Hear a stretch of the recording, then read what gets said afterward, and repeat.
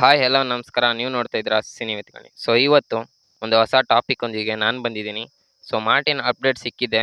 So ಹಾಗೆ KD updates movie heroine ಯಾರು ಅನ್ನೋದು ಕೂಡ ಗೊತ್ತಾಗಿದೆ. ಸೊ ಒಂದು ಗ್ಲಿಮ್ಸ್ ವಿಡಿಯೋದ ಮೂಲಕ ಹಾಕಿದ್ದಾರೆ.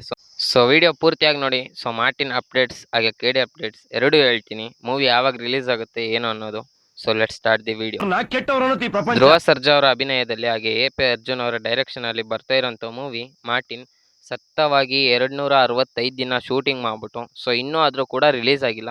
ಸೊ ಮೊನ್ನೆ ಹಾಕಿರೋ ವಿಡಿಯೋದಲ್ಲಿ ಸೊ ಮೂವಿ ರಿಲೀಸ್ ಆಗುತ್ತೆ ಅಂತ ಹೇಳಿದ್ದೆ, ಬಟ್ ಅವಾಗಲೂ ಕೂಡ ಆಗಿಲ್ಲ. ಸೊ ಹೇಳಿದ್ದೀನಿ ಅಲ್ವಾ, ಲೋಕಸಭಾ ಎಲೆಕ್ಷನ್ ಆದಮೇಲೆ ಆಗುತ್ತೆ ಅಂತ. ಸೊ ಆಲ್ ಅರೌಂಡ್ ಕರ್ನಾಟಕ ಪೂರ್ತಿ ಎಲೆಕ್ಷನ್ ಮುಗಿದ್ಮೇಲೆ ಸೊ ಟೀಮ್ ಕಡೆಯಿಂದ ಒಂದು ಅಪ್ಡೇಟ್ ಸಿಗ್ಬೋದು ಅನ್ನೋ ವಿಚಾರದಲ್ಲಿದ್ದೀನಿ.